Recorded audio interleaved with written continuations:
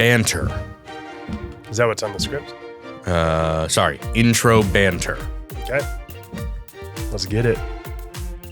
Welcome to the Video Information Podcast. I'm Ben Oliver. I'm Justin Plant. We're the co-founders of Storyboard Media and your guides to practicing effective video for business. We're like the Jiminy Cricket to your Pinocchio. In our last episode, if you watched or listened, you'll know that we talked about Vidyard's benchmarks report for 2021. Well, later that week, Wistia released their 2021 State of Video report. So that's what we're going to talk about today. One thing you missed from the title of Vidyard's was that it's the Video in Business benchmark. True. I don't know that this is specifically business, video in business. I mean, I believe it's a lot of businesses using it, but I think there's a lot more of a B2C application in Wistia's sampling. Still business. Yeah, but I think like just so that the comparison is people understand the comparison. How did Wistia got this from their upload? So there was no survey done by Demand Metric or any other party. Right. But the Vidyard report, part of their analysis was looking at 760,000 videos uploaded. Mm-hmm. I believe Wistia shows that they had over 15 million videos uploaded last year to their platform. So we are talking about very different sample sizes. I think Wistia has more of a B2C application. I don't know that it specifies in here anywhere that it is not necessarily business, though. That being said, we'll be looking into Wistia's 2021 State of Video report today. And so I think if you haven't listened to episode 53 about Vidyard, that would pair really well with this episode. Before jumping in, though, we would like to thank our new sponsor for this episode. Justin, who's our sponsor this week? Our sponsor this week is Shebang Sauce. Shebang Sauce. All right. Well, stick around for their full spot later in the episode. Okay. Let's jump in then. The Wistia 2021 State of Video report. I believe I started with Vidyard, so why don't you start, Wistia? Sure. I feel like just kind of looking at this report overall is a reflection of the platform itself. It's I don't know that it's as a robust of a report, but there's certainly some interesting and helpful information for our listeners. So let's see. First comment. May I comment on that? What's that? What you just said. Sure. Comment all over the place. I think if you look at the comparison of 15 million videos to 760,000 videos, the Wistia report is by definition more robust. What I found in going through it is they don't necessarily present their statistics in as much of an actionable way as Vidyard set up theirs. Mm-hmm. When we get into calls to action and those kinds of interactivity pieces, their data was more focused on how those are distributed, not necessarily about the efficacy of each. Mm-hmm. Also with engagement, I think we'll look at Vidyard gave us a 0 to 100% of the video in 10% increments where that engagement was, whereas Wistia is really only positioning it as average engagement based on time of video. Mm-hmm. So I think they just look at it just takes an extra step of looking at a lot of the numbers in this Wistia report to get some of the more direct insights that I felt like you got from the Vidyard report. And then one other thing, Wistia does have a user-generated component to their platform. Right. However, they did not separate that in this report, so we have to just consider that both types of video are in here. So their platform is called Soapbox, which is a really great platform as well. But it's all kind of lumped into one. Yep. They also, I think in 2020, but possibly as early as 2019, started positioning themselves as a podcast hosting platform. Yeah. And I definitely saw that influence the length of videos that were being uploaded to their platform. And so maybe we'll get to that. Yeah, definitely. In one of these sections. That's a good point. And that's a really cool part of their platform that they just introduced. And it's marketed as a podcast platform, but it really serves as like what Vidyard has as hubs. Yep. So anyhow, one of the first things that I noticed here, the pandemic last year, the COVID-19 The what? situation we were all dealing with. What was that? It Just not going to take the bait there, huh? It had a seemingly huge effect on video, and I don't necessarily know all of why. I can make some guesses, but the weirdest thing is that both on Vidyard and in Wistia, there was a huge jump in videos uploaded or created in April. Yes. And it spiked up. That was the highest point of all year in April. And then it kind of dropped and then came back up towards the end of the year, but it never reached. Wistia had their high over 100,000 individual uploads on April 22nd, I think they said. Yeah. What is it about? Was it about April, do you think? I think that's the point where we knew that this wasn't going to be it wasn't 3 or 4 yeah. weeks of staying at home. Because I know in Durham that was like March 23rd or 25th or something that went into effect. So April 22nd would be, 4 weeks after, and we weren't one of the earlier lockdowns. So I don't know. It's probably just that part where everybody realized that they needed to be figuring out how to solve this. Yeah. Or solve communication. Certainly part of the dip following April would be the fact that production slowed down dramatically. And so, it takes, depending on the type of video, it could take a month or 2 months for editing. And so, they probably videos were shot in February, March, or whatever, and then finished and uploaded in April. But I think a huge part of it has to be the user-generated type of content, the soapbox-driven content. Or is it possible that COVID-19 was actually spread through online video? I don't want to put that out there. So yeah. All right, you go.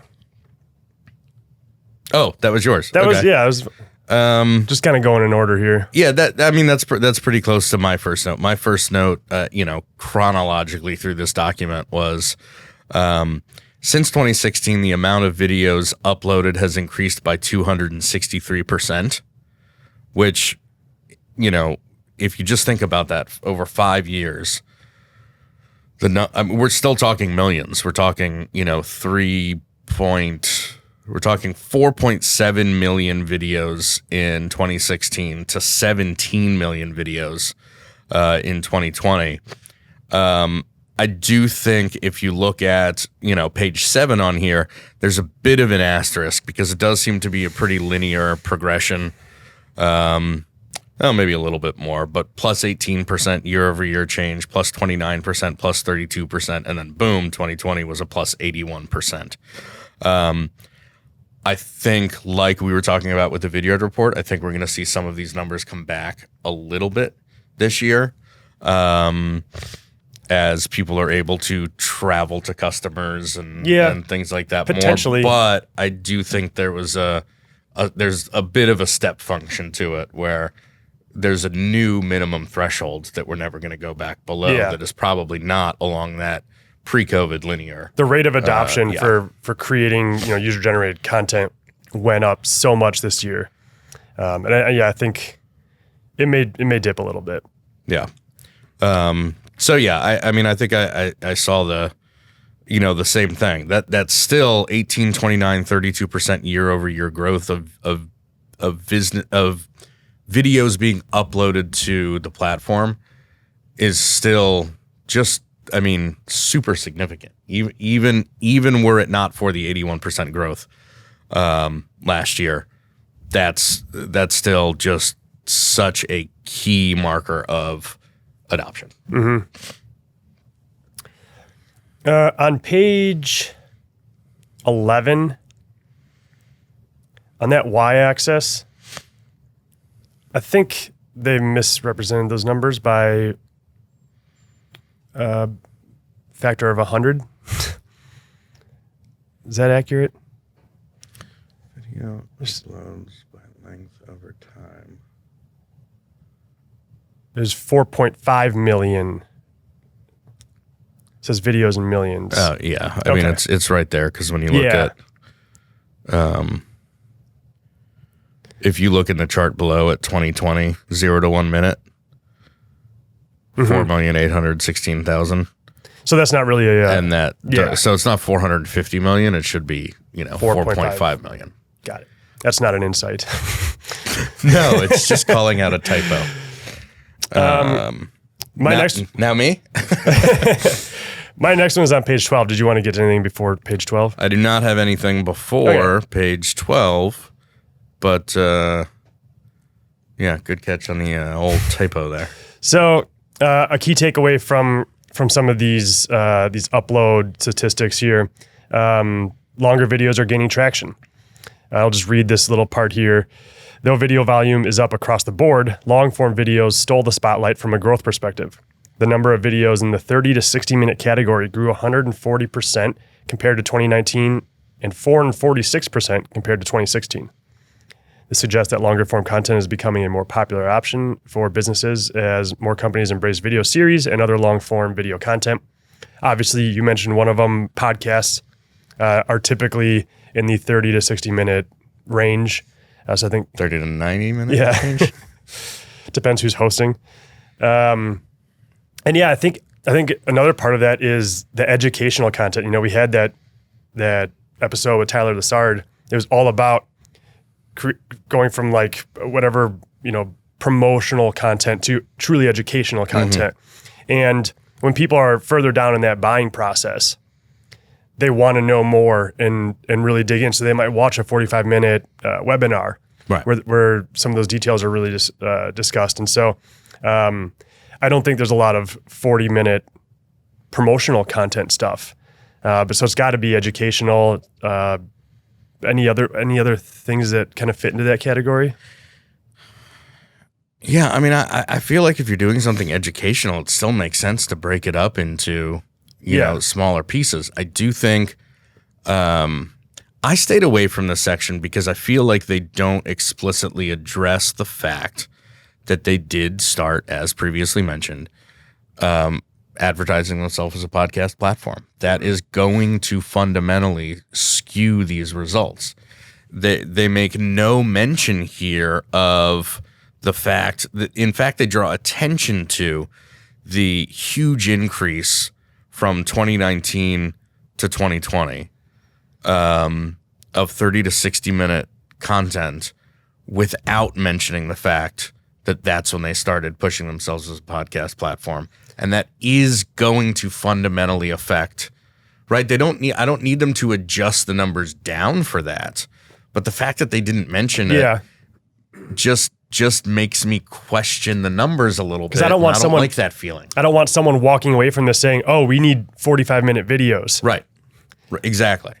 And I think if you look at, because you could take also the fact that webinars, I don't have specific numbers, but webinars, my guess, increased by 200% last year across the board, across industry, across companies. Live events that were streaming are then being published after the fact. Exactly. So those are all things that feel like they're a part of why that number is so much higher.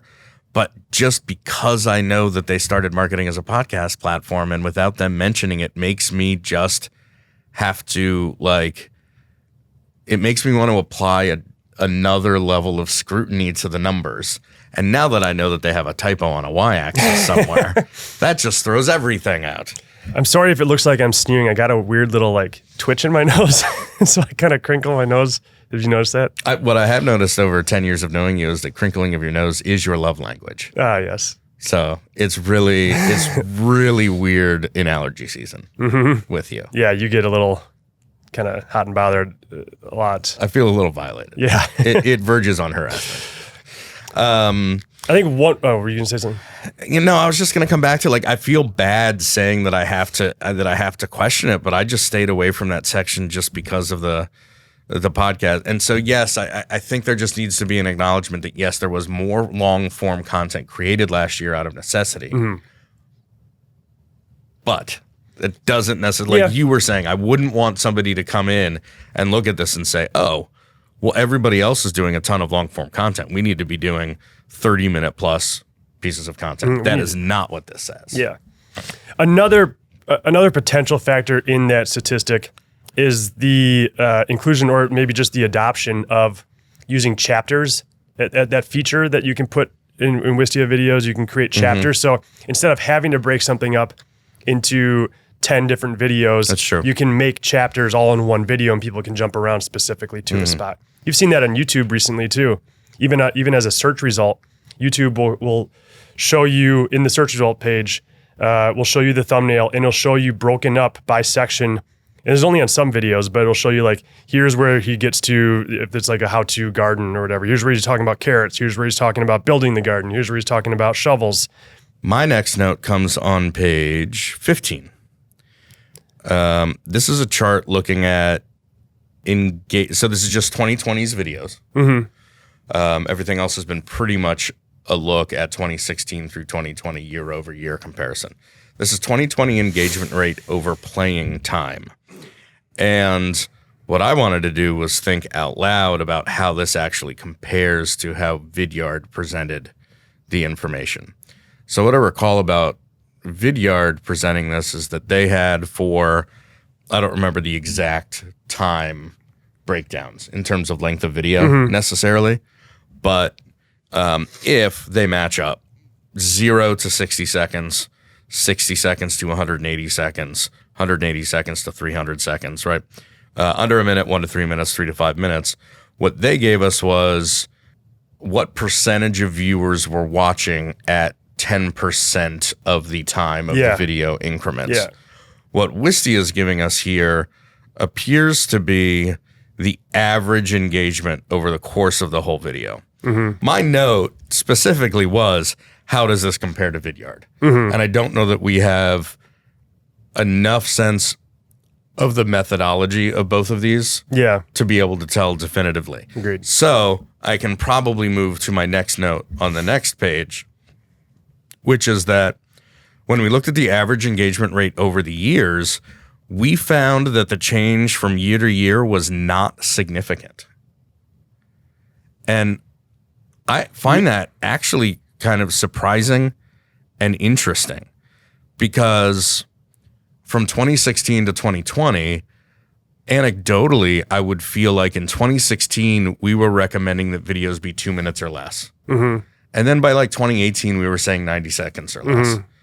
And then, for the last year or so, we've been saying 60 seconds or less. So I feel like anecdotally, we've kind of been saying that attention spans are getting shorter. And yet what this is showing is there's not a significant change in engagement, indicating that potentially attention spans aren't getting shorter. It could also theoretically mean that video creators are getting better at keeping people's attention. I suppose that's a part of the equation. It could be adjusting also. I think that is a factor. It right below that paragraph that you just read, despite narratives on shrinking attention spans, it seems that people will stick around and watch your content if it's compelling. People will watch 4 episodes of Ozark in a row. They have long attention spans. Right. You just need to do your job as a marketer or a salesperson or whatever it is. You need to do your job better. And so if you're seeing attention spans drop off, it's not the audience's fault. It's yours. Yeah. Okay. Well, I'm glad I threw a lot of confusion into this. Now you go. Well, I'm not sure that this is as clear or specific, I guess, as a lot of what we saw from the What's Vidyard interesting report. is I find myself wanting to go back to the Vidyard report and see if I give it the same scrutiny. I was going to say stink eye, but I feel like for some reason, and I mean, this goes into all of it too. It's kind of meta. Like there's a bias, right? Because last week, 2 weeks ago for our listeners, but last week we looked at one report, and then a week later we looked at a different report. Their methodologies were different. am I biased by just what Vidyard did? If Wistia had come out with theirs first, would I be feeling the same way about how Vidyard presented their numbers? And I can't tell, but what's weird is I didn't find myself questioning Vidyard's methodologies, and there are just some things in here that I just feel like they're coming at it from either a more convoluted angle or not compensating for, I don't know. There's just something about it that, again, could be bias. And I don't want to devalue the statistics in this report. It just feels like they're a little icky. Yeah. I found that they basically take 4 pages to say the same thing that they said on page 1. That's true. I'm in the same area, a key takeaway, map engagement benchmarks to video length and goal. And so this is one of those I've got exactly the same sentence highlighted that you do. Yeah. So let's get the whole sentence. In general, be sure to put your best foot forward by making your content discoverable on your website and using a snappy intro to keep folks engaged longer. I heard a little emphasis in your voice on using a snappy intro. And the part of that sentence that I have highlighted is using a snappy intro. So what's your note on that sentence? People aren't going to stick around for 45 minutes just because of a snappy intro. Yes. That's not a real actionable insight. I mean, sure, make a snappy intro, but don't use that as a way to secure engagement for 50% of your audience. The snappy intro thing is a holdover from posting video on social media. Mm-hmm. Right? It's fart to start. Yes. It's that way to get people to turn on the audio, to stick around for the 3 seconds without, scrolling to the next thing so that it counts as a full view. That is that is not what this is saying. Their data are not saying anything. My note specifically is challenge the snappy intro narrative. A snappy intro gets full counted views on social, but it doesn't necessarily get anyone closer to the end of your video. You have to, if you want to extrapolate that using a snappy intro recommendation, it's use a snappy intro every 60 seconds. You've got to keep the pace going. You've got to keep the information coming. You've got to keep the entertainment at 80% and the education at 20%, whatever it is, right? You've got to keep those things going throughout the video, because what they're showing us is half the people are going to watch the whole thing anyway. So it's not a question of getting somebody to watch it in the first place. It's getting somebody to stay there. Stick around. You're not going to see a 40-minute video on LinkedIn, right? Right. It's kind of part of what you were saying, unless it's a LinkedIn learning course. Yeah. So if someone is deep in the buying process and doing research on your site, they might stick around, especially if you make that web page helpful, right? So a couple things you can do to try to nudge them towards finishing that video is don't put shit in their face. Don't throw a little bot up, right? That says, "Hey, what are you here? What are you doing? Can I help you?" Yeah. Or pop-ups or distracting ads or anything like that, right? What might you do on a web page to help secure that engagement rate, a higher engagement rate? Yeah, I mean, I'm a big fan. If it's on your own site, I'm a big fan of the pop-up shadow box type players, right? So whether it's like a featured image in a blog post and there's 3 squares per row or whatever, you click that play button and it comes out to 80% of the full width of your window, and then it grays out or blacks out everything. You do have to go through and turn off those HubSpot pop-ups and those chat bots and things like that. But I just love the aesthetic and the focusing factor of those pop-up players because they do take away a lot of those distractions. It's like there's so many writing apps that are designed to just limit access to other apps. Yep. They turn your whole screen white. Your internet off. And it turns your internet off, and all you have is a white screen that you can type on. Yeah. You can't format it. You can't bold it. You can just type. And it's to take away all of those other things that could draw your eye or your ear away. I don't know. That's for me. What do you think? I don't know. I'm just kind of postulating. I think that's the right word. Could you put like certain checkpoints in the video, right? Because you have certain features where you can add you can stop the video and put whatever you want in there because you can create that with HTML. So what if you stopped and did like a little quiz or something like a couple times throughout and give people time, an opportunity to engage and, reflect on what they learned and then look forward to learning. And they might even stick around or pay more attention throughout the next section because they might think that there's a quiz coming and a quiz is a horrible, like nobody. No, I know. Yeah. But something to engage them and give them a little bit of that like dopamine hit. And then, at the end, you put an email form in there and you can send them their score or something. I think that's such, and I think I've got a note or two in here in the interactive part of this report, but I've been fascinated recently, last few months, about just that whole reciprocity angle of gating content and giving something to get something and earning different levels of prospects information along the way. Because we've all seen, and we've got clients who do this, we've all seen those pages where you get teased with the answer to something, but then you have to go in and fill out that 400 pixel long column on the right that's a standard Marketo form. Yep.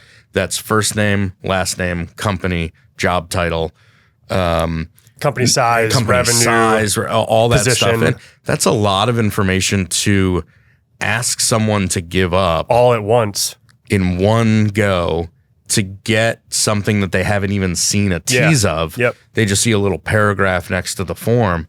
There's a lot that goes into, I wish I knew more about it, but I guess like that's the why psychology. there's so much that goes into psychology of when to ask for what and what to give them before or as a result of. And we talked about that a little bit with the Vidyard report too, about, connecting that engagement to where you put the calls to action, right? So making sure that if 58 or 50% of people only make it to the end of a 1-minute video, you're only putting an email form at the end of your video, you're only going to even show that to 50 or 58% of the people who watch the video. And then whatever the rate is after that, I mean, the conversion rate is just so much likelier to be higher, but why not ask for their email at the 25% point? Ask for their, name or company name at the 50% point, just like a quiz kind of thing. You could totally do the same thing with giving them some, valuable content. Yeah. And then after you've given it to them, asking them for something more in exchange. And making it relevant to the content they're watching too. Like, of the 3 solutions we showed you, which one makes the most sense for your company? Click this box. Yep. Speaking of conversions and calls to actions and whatnot, that's coming up. Oh, were you putting one up there? No, am I hearing it's time for a sponsor? I think so. Spot, Yeah. Bell going off? Yeah. So we'll actually put a link in the video here where you can buy some Shebang Sauce. Probably not. Yeah. Are you ready to go? Yeah. Oh, I'm sorry. If you're anything like me, and you and I are practically twins, Sure. in all aspects of life. But I'm talking to the audience. If you're anything like me, you're probably sick of the dozen or more half-empty bottles of sauces in your fridge and your spice cabinet. I mean, there are at least 2 nearly empty bottles of soy sauce in our office pantry right now. And let's not leave out all of the restaurant packets of ketchup and duck sauce laying around after copious amounts of takeout and delivery throughout this past year. Well, world-famous saucier Kirk Lazarus felt the same pain and torment that we're all reflecting on right now, except he did something about it. Chef Lazarus the restaurants were shut down, basically. I've heard. he spent nearly all of lockdown perfecting this sauce that he calls Shebang Sauce. Although the proportions are proprietary, you'll be glad to know that at least 30 to 40 of your favorite sauces have been combined to create this one sauce to rule them all. It includes some of your favorites, of course, ketchup, mustard, the spicy and the honey, ranch, soy sauce, some unique layering of Thousand Island, hot sauce, mayonnaise, barbecue, hollandaise, pesto, tartar, tzatziki, horseradish, cocktail, Alfredo, Mornay, teriyaki, at least 3 different types of chutney, mole, lingonberry, chimichurri, aioli, agrodolce, ponzu, bolognese, béarnaise, peanut, bechamel, Worcestershire. Carbonara, hoisin. It's like a tour of the world in one bite. We love it partially because it comes in the little toothpaste squeeze thing, which is nice. But as of today, they've had such a high demand. They're going direct to consumer and just selling it straight by the 3,000 ounce barrel. Sure. There's some legal here. There may be a risk associated with consuming this product, as is the case with other raw protein products. If you suffer from chronic illness of the liver, stomach, or blood, or have any other immune disorders, you should not consume this product, or do so at a temperature higher than 100 degrees Celsius. Do not consume raw or cooked. This product is not safe for children, adults, or animals. If you suffer from any allergies whatsoever, you should not consume this product. This product is recommended for restaurant use only, unless you're in Wisconsin, Arkansas, and Hawaii, and this product has not been approved by the FDA, never will be. I think, we've been users, we've been beta testers. Yeah. And we went on a tour of the factory. And one of the things that's interesting, you'd think that there would be this like spinning mechanism with all kinds of like nozzles and whatever, and it just gets sprayed into these barrels. But what's interesting is that, that because it's so artisanal, they actually put each sauce in layer by layer. So until it actually ends up on the truck, you can actually see each layer. It's beautiful. Stays like that old, density chemistry trick in high school, where it just actually stays in all of the layers. And then when you consume it, it's like hosting the UN in your stomach. It's quite an experience. It's something. And it keeps your fridge real neat and tidy. Yeah, you don't have definitely refrigerate after opening. Yeah. I don't remember if that was in there, but no, something crawled out of that bottle. Definitely refrigerate after opening. All right, well, okay. I have a note on 24. So on 24, we're looking at video conversion rate.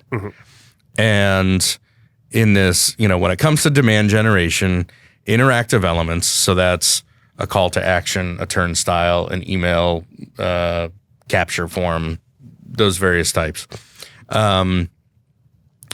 Interactive elements placed at the end of videos had the highest conversion rate over the past 5 years, averaging 8.7% conversion rate, which I still think is interesting because of what we were just talking about before the sponsor spot of not waiting until, or perhaps one way to look at it is if the conversions at the end are getting a high conversion rate, why not put them earlier on?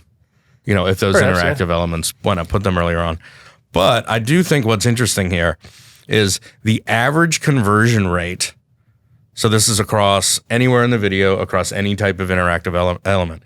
The average conversion rate for video has also increased over this time, 5 years, from 8.6% in 2016 to 12.7% in 2020. That's a 50% increase. So two things. One, that's a 50% increase in conversion rate on video from 2016 to 2020. That's a 50% increase, and that's a 12.7% conversion rate. I did a little bit of Googling before we started recording today, and I find an old report from Aberdeen that gives me as a benchmark. And so I am open to being challenged by this, on this by some of our listeners. I find that on average, content across the board has an average conversion rate of 2.9%. So which still feels kind of high. I mean, sure, right? A 2.9% conversion rate for content, regardless of medium. that means that video, or at least the 15 plus million videos on Wistia's platform, have, with a 12.7% conversion rate, a 5 to 6 times higher conversion rate than all other media and content marketing. I mean, if these numbers are accurate, and if you can compare them equally, and if marketers are expecting a 2.9% conversion rate on their content, if you're not using video, we don't have this discussion very often. Mm-hmm. We find ourselves past the point of trying to convince people to use video. But if you're not, putting it on a platform where you can capture some kind of conversion, even, you can expect a 12% conversion rate on video, which is just one of those. At least on Wistia. Really interesting. And I'll have to go back to the Vidyard report and see if they had anything similar. I don't recall that they did, but. This would be an interesting test to take the same, do an A/B test. Is it statistics, and is it based on weather? Neither. One of them. You'll find out which. So A/B test. So you have a landing page. Half the people get this video. Half the people get the other video. Video A has a call to action in the beginning. Mm-hmm. Video B has a call to action at the end. Forget the conversion rate. Let's just say whatever happens, right? You're probably more likely to get more in the beginning than you are at the end, just given the fact that people are seeing that. More people are seeing that first. More people are going to see the first one. Yep. Yes. Do you think that the video B has more qualified leads as compared to video A because they actually watch the entire video? Is this a true, false, multiple choice, or essay question? It's an essay. You shouldn't have told me that. So by beginning, do you mean you click play and before anything actually plays in the video, let's just say it's in the first 10%. Okay. So one, I think that's key, right? I think with that reciprocity thing, I think you're more likely to get somebody to fill out something 10% of the way in than before they've watched anything. Because at least they'll get a sense of, this is something that relates to me. I think if somebody makes it to the end and fills out, and if you're asking for the same information in both forms, I think the person who fills it out at the end of the video is probably a better qualified prospect than someone who fills it out at the end for two reasons. One, the obvious, they paid attention to the whole thing. So it was relevant to them and they made it to the end. Mm-hmm. I think that is a big indicator, without going in and looking at, where the people who filled in at the beginning dropped off. That if it's just available at the end, they got to the end. So that's a good indicator. And then the other end indicator to me is that psychological reciprocity angle of they've already gotten everything. So why do they need to give you anything at this point? I'm willing to give up, and I've gotten more and more willing to give up information earlier on to get certain, downloads from marketers. But if I've got it, if I've gotten everything that I'm going to get out of it, I think I'm less likely to give up that information at the end. So, well, unless the call to action is, tell us your email and we'll send you this or whatever. Sure. But even if you took out the psychological part of it, I do think that the indicator that they watched 100% of the video, they got to the end, or even 75% of the video. Mm-hmm. If you wanted to, put an annotation there that didn't interrupt the video or something like that. I think the mere fact that they got to that point, they got past that average engagement point, is a good indicator that they're probably more interested. I'd like to run that test sometime. Yeah. At the very least, you would, I don't know that you could do 0% to 100%. Like, I don't know that you could just say, like, is qualified, isn't qualified. Oh, sure. But from a scoring standpoint, I'd give them, 5 times as many points for giving it to me at the end than giving it to me at the beginning. Yeah. Is that what you were thinking? Yeah, I just was curious another person's thoughts. And you were sitting right here. Yeah. What do you think, audience? What's that? Okay. I got something on 26. Yeah, my only thing there was what happened in 2019. So here they're showing years on the x-axis, so 2016, 17, 18, 19, 20. And then on the y-axis, they've got calls to action versus email collection forms versus annotation links. And then they're showing the conversion rate with each of those. 2019 sucked for conversions comparatively. It did. I don't have any hypothesis as to why that is. Well, it was a more innocent time. We thought that nothing could stop us. Yeah, I don't know. That's the thing about statistics Anomaly. is sometimes they surprise you. What did you have? I had just looking, instead of the year to year, it's worth calling out the conversion rate over the 5 years, the conversion rate by type of media.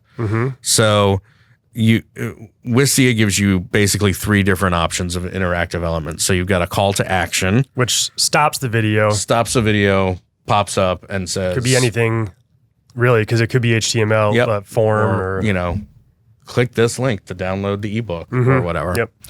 You've got the email collection form, which is as simple as enter your email here to sign up for our newsletter or watch the rest of the video or whatever. You put in an email address, you hit submit, and then the video continues. Which I love because unless it's then at the end. that identifies that user. Yes. And then you got annotation links, which are things, that pop up, in the corner at certain time spots, which is basically like a little element that you can click. And the video but it doesn't interrupt the video. The video keeps going. So if you look at those 3, I think it's just worth looking at email collection forms actually having the highest conversion rate, that 10.32% conversion rate.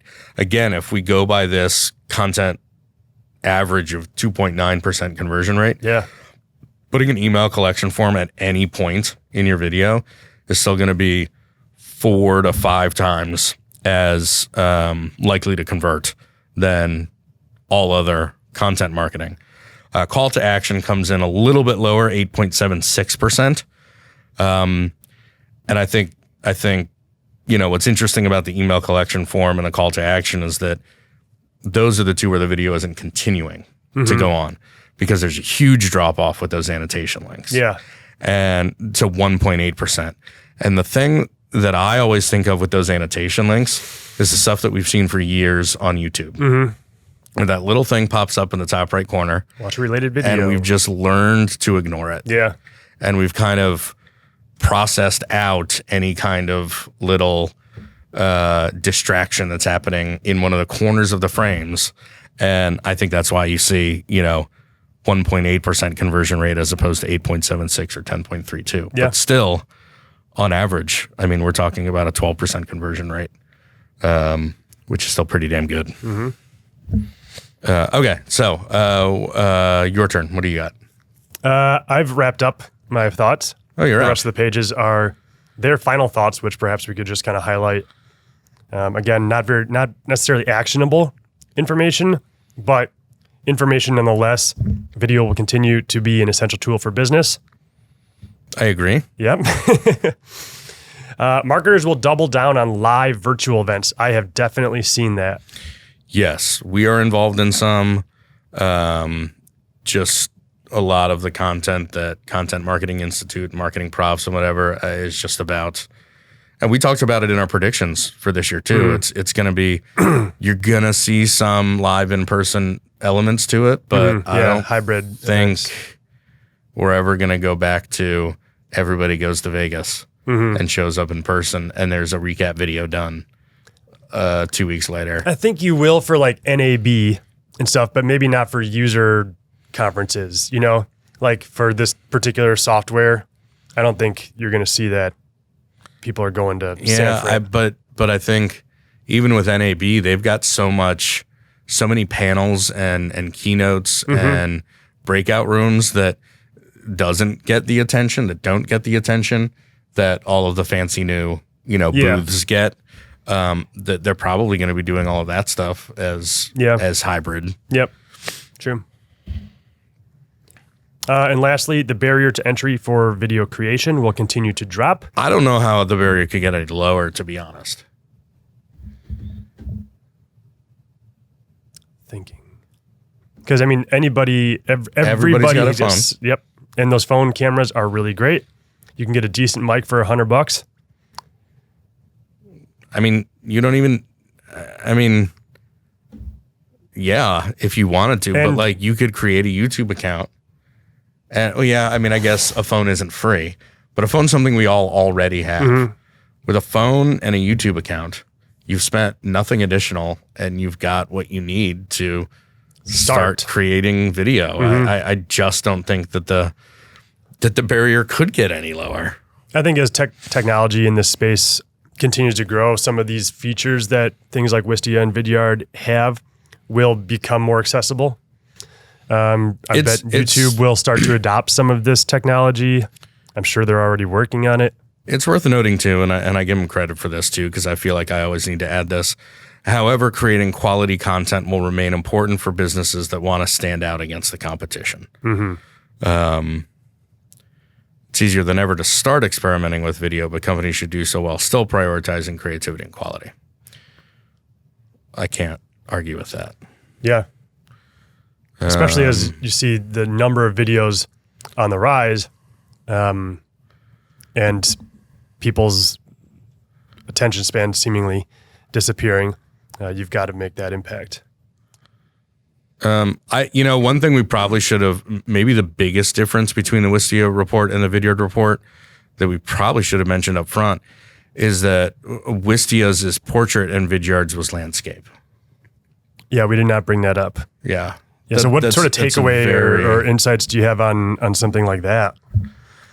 I mean, video is a landscape tool for the most part, unless you're talking TikTok or user generated stuff.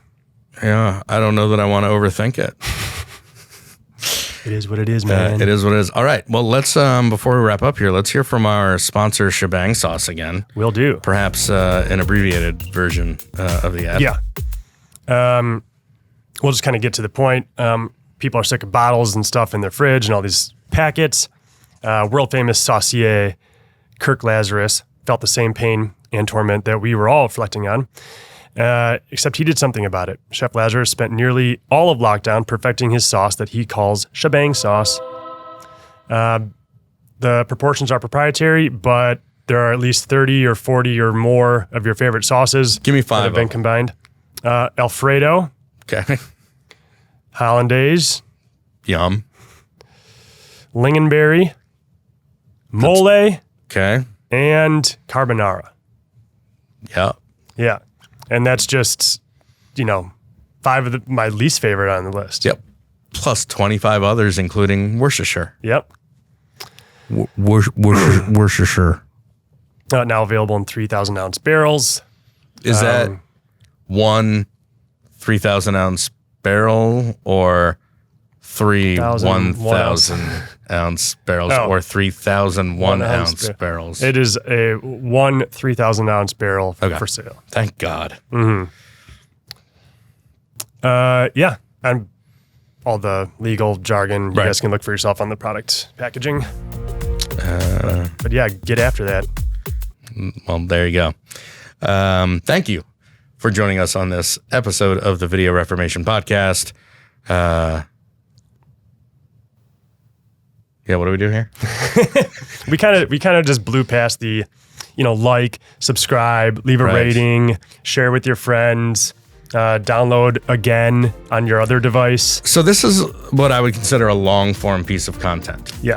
By burying that call to action at the end, are we limiting our ability? We know that we're only going to get positive reviews because the only people who make it this far are going, raving fans. Okay, there you go.